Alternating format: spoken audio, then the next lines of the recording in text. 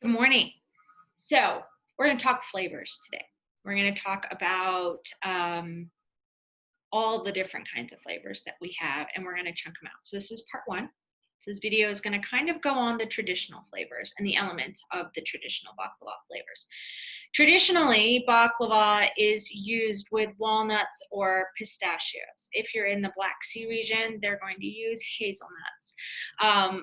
Baklava usually uses the nuts and the supplies that come from where those nuts are grown. So in southern Turkey, you're going to see more pistachios in Gaziantep, and that little region of the Middle East is going to use more pistachios. Istanbul in that area tends to go with more walnuts as far as the homemade baklava, and up north around is by the Black Sea is going to use hazelnuts.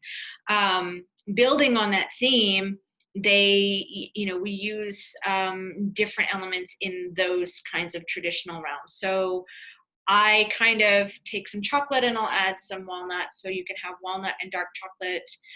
You can have hazelnut and milk chocolate, which is my version of Nutella. And I will do some pistachio and rose petals, or walnut and rose petals. I try to stay away from the flour essences in the syrups. I find that that's too overpowering, and I'd rather use the actual product or the flour, dried flour, over the essences. So if I'm going to put lavender in my baklava, I'm going to actually use dried lavender rather than a lavender essence or an essential oil. That's just kind of how I flow, because I like the authentic texture and the flavor that comes from the flour itself. So that is kind of the traditional ones, and traditional baklava is either going to be in the pieces. I do bite-sized pieces. I don't do the diamond. I don't like waste. Anybody who knows me knows that I don't like waste. And when you cut the baklava in diamond pieces, sometimes you'll get a little bit over here and a little piece over here, and you have waste. And I can't do anything with those. So I try to regulate my pieces so that I can get the same amount and approximately the same size out of each tray.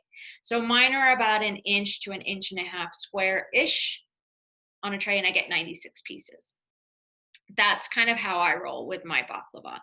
I also do the triangle ones. Now the triangle ones, they take a little bit more work because I'm measuring and cutting the phyllo dough and cutting it into squares, and then counting 8 sheets of phyllo dough before putting the filling in and folding it over. They're a little bit more pricey because of the time that it takes to cut and measure and do all the things. You also have the spiral. So the spiral ones, those you need a very, very small dowel, just teeny, teeny, tiny. And you put the dowel in, you sprinkle, sprinkle, sprinkle your nuts on top, and you roll it very carefully and use lots and lots of butter. Like, oh my goodness, the amount of butter that goes into these, because then you have to squish the dough once it's rolled off of the dowel, and hope and pray that it doesn't split as you're pulling it off. And that comes with using lots and lots of butter. And then you kind of twirl it in on itself. So those are kind of the 3 basic shapes. There's also quite a few other ones that you can find over in Turkey and the Middle East. Like they have ones they call like a mussel one, which are like a bunched up little bundle porcel. If I can't do a baklava consistently well, I'm not going to do it. And because we're working with frozen dough here in the United States predominantly, I can't guarantee that I'm going to be able to do that baklava as consistently as possible. So if I can't do it consistently, I'm not going to offer it at all, because I don't want to have a less quality product. So that's one of the reasons why I don't do some of these other ones that would benefit from having a fresh phyllo dough. So those are kind of the traditional ones.